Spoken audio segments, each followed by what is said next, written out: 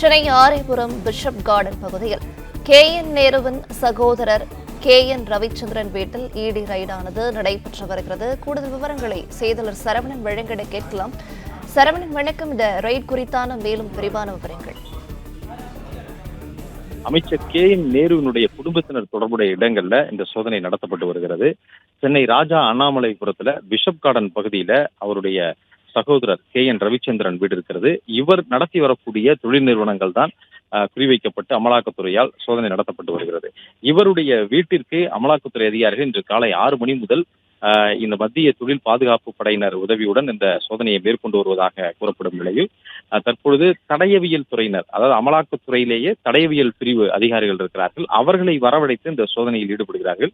இந்த வீட்டில் சில லாக்கர்களை திறப்பதற்கு தடயவியல் துறையினரை வரவேற்றிருப்பதாக அதிகாரிகள் தரப்புல கூறப்படுகிறது. முக்கியமான ஆவணங்கள் அல்லது விலை மதிப்புடைய பொருட்கள், நகை உள்ளிட்ட பொருட்களோ அல்லது பணக்கட்டுகளோ இந்த லாக்கரில் இருக்கலாம் என்பதனால அவற்றை திறந்து சோதனை செய்வதற்காக இந்த தடயவியல் துறையினரை வரவழைத்திருக்கிறார்கள். முக்கியமாக சில எவிடன்ஸ், அதற்கான ஆதாரங்களை திரட்டக்கூடிய பணியில் ஈடுபடும் பொழுது இது போன்ற தடயவியல் அதிகாரிகளை அமலாக்கத்துறையினர் உடன் வைத்துக் கொள்வார்கள். அதற்காக இந்த தடயவியல் அதிகாரிகளை நிபுணர்களை வரவழைத்திருப்பதாக தடயவியல் அமலாக்கத்துறை அதிகாரிகள் தரப்புல கூறப்படுகிறது.